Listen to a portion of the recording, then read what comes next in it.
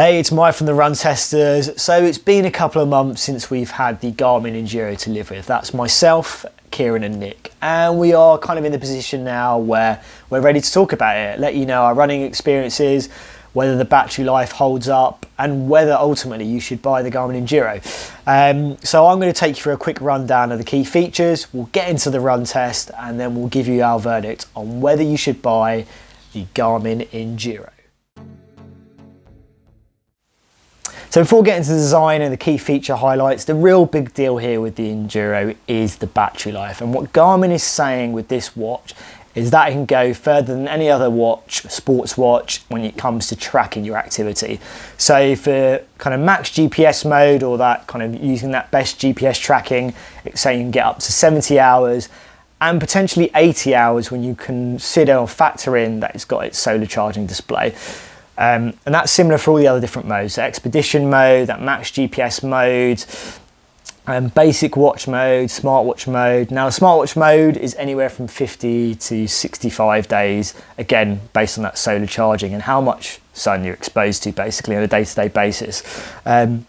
You also have those power saver manager modes from the Phoenix to kind of be a bit cute about what you use on a daily basis to get longer out of this watch. But ultimately, what Garmin is saying is that with the Enduro, and you want to track your activity with GPS, this is the one to do it with.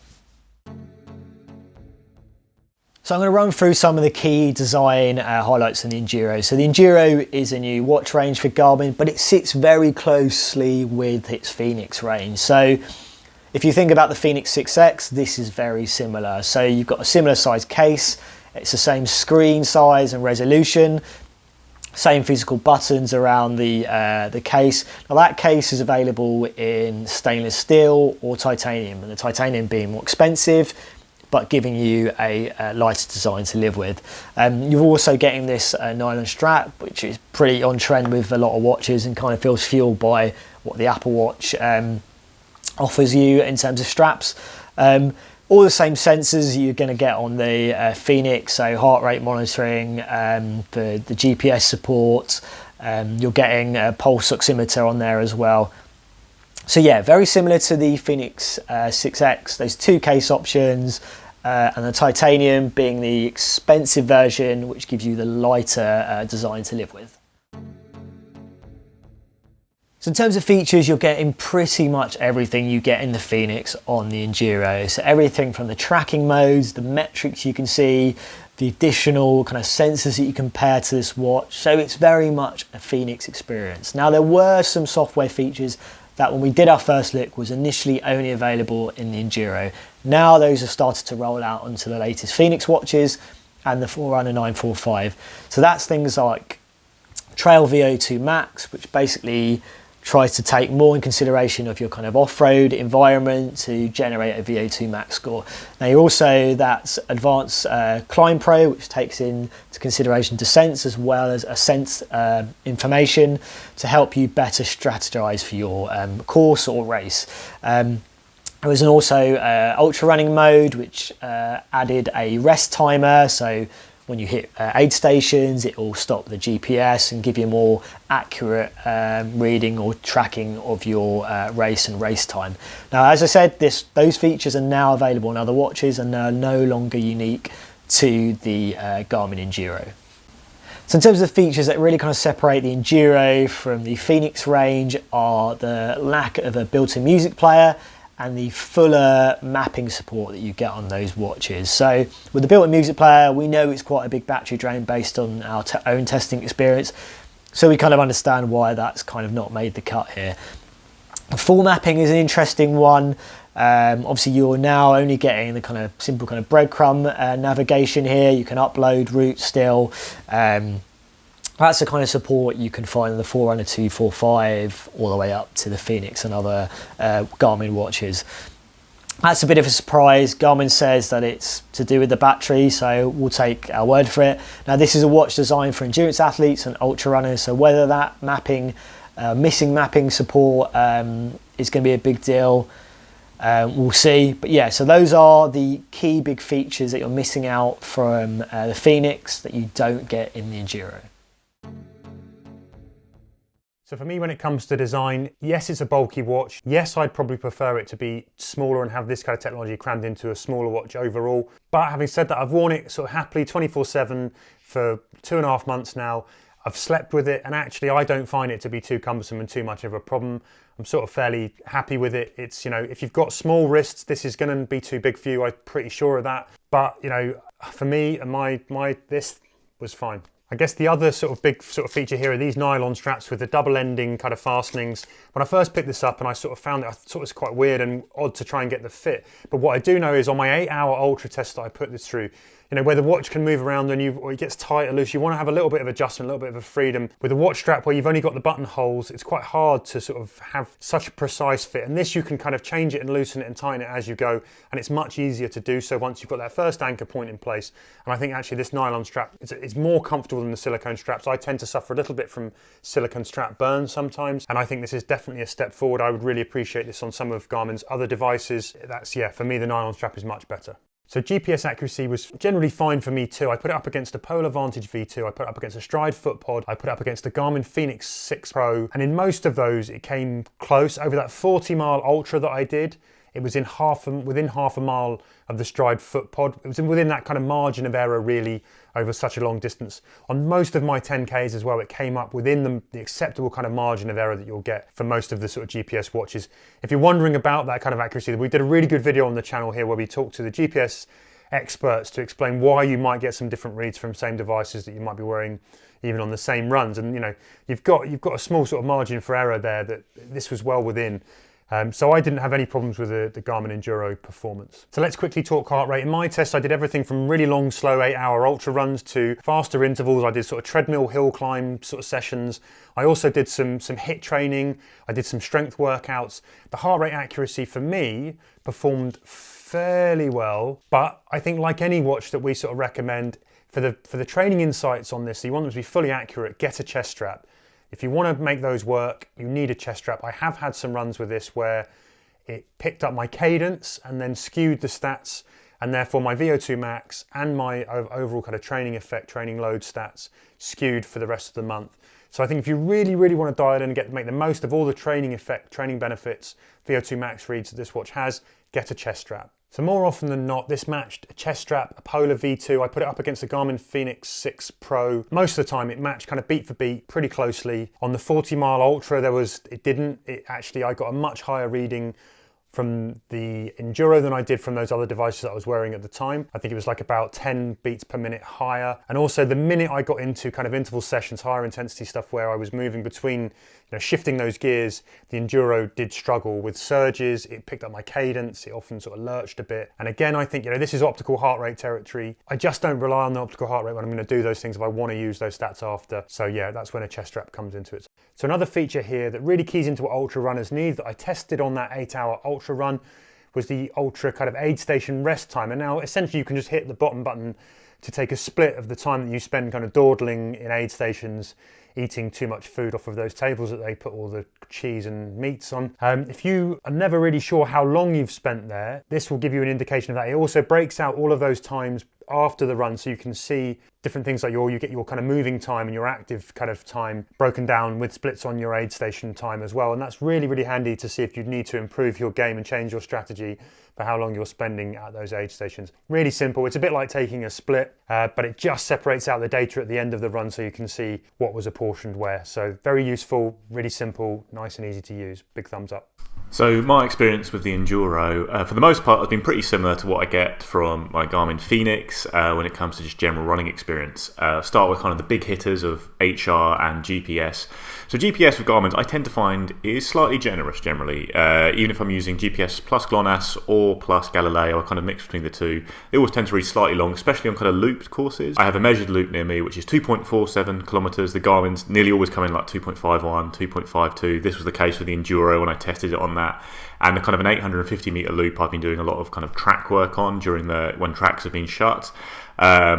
Garmin's often quite generous on that. So generally the GPS is okay. I think it's probably within the margin of error, though, you know, even on that measured loop it was only a little bit long, but I do think they're slightly generous. Heart rate, I've probably got more of a problem with. If you are using it for kind of proper training analysis, which you are getting on this watch, you're going to use a chest strap, I'd say, definitely. A lot of spikes when I was running with it, especially at the start of runs. Sometimes would lock onto my cadence rather than my heart rate, so it would read consistently way too high. Just generally, if you're getting a watch of this price with kind of training analysis you're getting here, you're going to want a chest strap, I think. The Trail VO2 Max, the idea is obviously when you're running off-road it can be harder, but I just have problems with this. Like, elevation is one thing, but like the trails near me are completely different in the summer to the winter. In the winter, they're bogs, very muddy, very hard to run in, even if they're completely flat. In the summer, they're almost like roads. It's a very different experience, and I just don't think the watch is going to take that into account. So I'm not really too interested in the Trail VO2 Max. I mean, the road one, I'm not that interested either. It's just, it's a nice number to look at generally to see if your fitness is improving, but I wouldn't invest too much into it. In terms of the design for me on the run, it's a big watch. I think I really like this new strap. I do hope they bring that to all Garmins. I'm sure they will. I think it's more comfortable to have a nylon strap, and it does make it lighter. I've been testing out the titanium version, which is obviously much lighter than the steel one. I haven't really had a problem with its weight so much, but it is a bit bulky for me. I have quite thin wrists. I think the Phoenix, kind of pro size, the middle size is about as big as I'd want to go in a watch for long-term use. I had to take the Enduro off for sleep. I found it was too bulky for me at night, even though it's not heavy. So yeah, it's quite a big watch. It's the same size as the 6X Pro, whilst being a bit lighter. It's a big watch, probably too big for me. I'd rather have a slightly smaller watch, but I know lots of people do like really big chunky watches. Maps, I do like Garmin's mapping. I think it's really useful to have a map on the wrist, not only because you can create those routes on the fly, but for context. When you are following a route, like in the forest, you can see, there's a lake here or a pond here. Or if you get like a big crossroad, you can see, don't take this road or this road. This is the one that's marked, that's the one to follow. If you're just using breadcrumb trail, that's a little bit harder. However, it has got breadcrumb trail, it's got climb pro, which I really like, especially on kind of long trail runs when you are going up and down a lot and you can't see the top of a hill. It's really nice to know how much is left in terms of climbing on that particular climb and then the rest of your run. It does have back to start, which is probably the key navigation feature for me. I say if you're going to go and get lost, it's nice to be able to find your way home. It's got good navigation features. They're not as good as they are on the Phoenix or the 945. And I think it's a bit surprising. I don't really believe that maps would savage the battery life on this thing. Music, I can definitely see that would cut the battery life down a lot, but maps, not really. I think it's a bit of a shame that as the watch is more expensive, it doesn't have those full maps that you are getting on the cheaper Phoenix 6 Pro and 945 kind of watches. In terms of that general running tracking performance, it's very similar to what I've experienced on a Phoenix or a Forerunner really. There's no major kind of changes in terms of how you use this watch, the kind of performance that you get from it, whether that's GPS accuracy, things like heart rate monitoring accuracy as well. That GPS, distance tracking, those core metrics, all pretty reliable in terms of my experience. No major issues there. Heart rate monitoring, steady runs, generally fine. High intensity stuff, okay sometimes, not so good others. So grab a chest strap monitor, that's what I did, and you'll get the most accurate data to feed into all those other features that are reliant on heart rate monitoring. So as the other guys have mentioned, battery life is the headline here. Game changer is a phrase that's bandied around way too much when it comes to technology generally, but the Garmin Enduro for me definitely deserves that label. This watch basically takes battery life and amps it up to a level that we've just simply not seen before on other devices. So in my tests, it largely lived up to its billing. I'm going to read you some stats here because it's quite staggering, the different tests that we did. We got 31 days usage on a single charge with more than 30 hours of training. So that was pretty much a whole month's worth of training on one charge with lots of GPS and kind of indoor training mixed in. On average, an hour's GPS for me burnt no more than 1%. One 8-hour ultra test that I did, 40-mile full GPS ultra, took just 10% battery life out of this watch. That's incredible. An 8-hour ultra for just 10% battery life. On a 3-hour run in ultra track mode, so on low power mode, the battery leached just 1%, although you obviously will compromise some of the GPS accuracy for that ultra track kind of mode. The smartwatch usage for me, without training, came in a little under Garmin's claims. So I burned about 25% battery in 9 days, so a quarter of the battery life in 9 days. And that would translate to around about the 36 days overall, just kind of general smartwatch usage. So not doing any training at all, just having this watch on our wrist, doing its thing in the background with the heart rate monitoring and all of those things switched on. So another thing that you might want to factor in here as well is the overnight battery drop with the SpO2 monitor, that blood oxygen monitor on. That usually is a huge drain of battery life. Only took 1% in some of the tests that we did using the Garmin Enduro, which again is staggering. It means that this is really kind of the first watch that I've tested where that SpO2 monitor could potentially be on continuously without really seriously limiting your battery life. So I also, on a greyish sort of day in London, put the solar charging skills to the test. Left it outside in the garden, face up to the sun for an 8-hour period. That only added 1% battery life. So that sort of give you an indication on a grey day of what kind of extra juice you're going to get from that solar battery. Battery life is obviously outstanding. I'm going to hit you with some stats now. So for me, the Enduro lasted for 23 days on a single charge.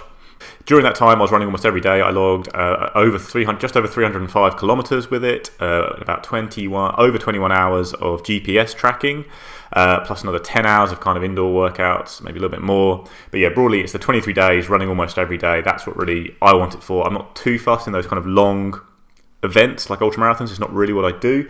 But if I'm marathon training, I love the fact I can have a watch for 3 weeks, doing all my runs, kind of 100k weeks, and it's not going to die until after the 3rd week. Like, no other watch has done that for me. Like the Chorus Vertex would occasionally make it 3 weeks, but 3 weeks seems to kind of almost be the minimum on the Enduro, unless maybe you're a multi-sport athlete who's doing, outdoor runs, and obviously there's long cycles, which will sap battery a bit more. But yeah, for runners, I think you're getting 3 weeks minimum, even if you're running every day, doing decent mileage, prepping for big events.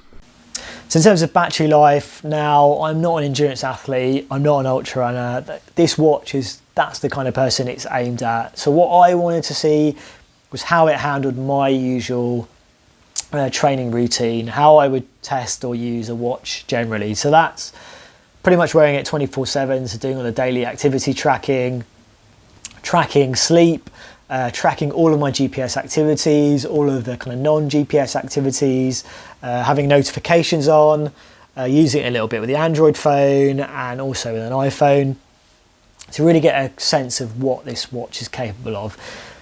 And the overall feeling and overall kind of impression is that it does live up to those big battery kind of numbers. So my longest runs will be a couple of hours max at the moment. So, and battery drop off was maybe 2 or 3% on those runs. The smaller, shorter runs, very minimal in terms of the battery drop off. The daily drop off in between the activities is something that I really noticed, particularly when you've got the kind of higher battery numbers on the watch still. When it got a little bit lower, maybe there was a little bit more of a drop off, which is kind of what I see on most watches anyway. In terms of how much battery life I got from it, so I managed to cover well over 300 kilometers of running, GPS running. I got well over 50 days in this watch, which is more than I've had on any watch I've used essentially under the same conditions. So battery performance, it's an absolute beast. It's the best I've used so far in terms of going the distance on the GPS battery front and also daily drop off as well. So my verdict then on the Garmin Enduro, this is more watch than most people need. It's also pricier than most people will be able to stomach. But if you can afford this watch, or you can get somebody else to buy it for you as a treat for a birthday or Christmas, then I think this is a luxury worth having. So for me, it's a comprehensive all-rounder, built for endurance with reliable GPS and solid heart rate performance, and all those sort of training, tracking insights that you get from Garmin you've come to expect. It's got all those tools and features for recovery, for VO2 max estimates, for all the running sort of training benefits, recovery features that you come to expect from Garmin's top-end watches. It's brilliant for going ultra because of that battery life, but it's equally as good as your sort of daily training partner if you just want to use this and have a watch that you don't need to charge or need to charge about 12 times a year. It's brilliant at that too. The lack of maps and music, yes, that's frustrating. It seems like a strange omission not to have the maps on this watch at such a high price. Would have made this the kind of the complete tool. But for me, that's kind of a very sort of small price to pay or sacrifice to make to have that battery life and have a watch that you might only need to charge 12 times a year. So my verdict's on the Garmin Enduro and on the premise that this is a watch that can go further than any other kind of sports watch that's out there at the moment. That's exactly what I got from my experience. Whether that's the GPS battery drop-off, whether that's in between those daily drop-offs when you're not tracking, Enduro's gone further than anything I've used. Now when you compare it to what else is in Garmin's range, so things like the Phoenix 6 series and the 945, you're obviously getting the fuller mapping on there and you're getting the built-in music player for less money. Now the battery life is not as strong as the Enduro, but it's still very good. It's going to be a few weeks as the opposed to the probably the well over a month that I got on this. If you look at other brands, so things like the Coros Vertix, the Polar Vantage V2 and the Polar Grit X, you're getting similar kind of running performance, similar features, similar in terms of navigation support. Battery life numbers are not as big, but they're still pretty impressive, whether you go in kind of full power GPS mode or the low power GPS. So for me, the Enduro, if you want that huge battery life, like I imagine Nick and Kieran are going to say as well, this is the best that's out there. If you're willing to have good battery life and a richer feature kind of experience, you can spend less and get something like the Phoenix or the 945, and even look at something from Polar and Coros as well. Verdict, quite a simple one for me on the Enduro. Do you really want that battery life? Okay, you're going to have to pay for it. You're going to pay more than you are paying for a watch with more features like the Phoenix 6 Pro or even the 6X Pro in certain designs. So yeah, like if you want the battery life, you have to stump the cash. I think it is a bit too much, frankly. I was really hoping for a stripped back version of the Phoenix with a longer battery life that did get rid of things like music, but I didn't expect it to cost more than the Phoenix. So yeah, and also another thing that really will come to play is how much you rate the design. I think it's a really nice looking watch, it's a comfortable watch, but it is pretty big for me. I'd like a slightly, I prefer a slightly smaller watch myself, even like the Phoenix 6 size. But yeah, it does what it says on the tin. It lasts forever. The battery life's outstanding. It's better than anything else I've tested. I feel like some of the battery life here is stuff that Garmin has done under the hood. It's not just a massive battery, obviously it's the same size as the 6X Pro. So I would expect maybe the next generation of things like the Phoenix and the Forerunner 945 to have really good battery lives. Maybe not Enduro level, but it might be worth holding out and just seeing if perhaps what models that have more features in the lineup do start getting a big boost in battery life as well, in which case the Enduro might be less attractive. But yeah, for now, it's the king of battery life of all kind of watches I've tested. It's got a nice design, it's got big design, but a nice design, and it does kind of everything a Garmin does well, including good navigation, just not the top navigation without those maps, and obviously no music, which for me is less of a concern. So there you go, that is our multi-tester review of the Garmin Enduro. Now, if you've got any questions, let us know in the comments, anything about our testing, other watches you'd like to know how it compares to, let us know there. As always, like and subscribe, hit that little bell to find out about our new videos, and yeah, we'll see you for the next Run Testers video.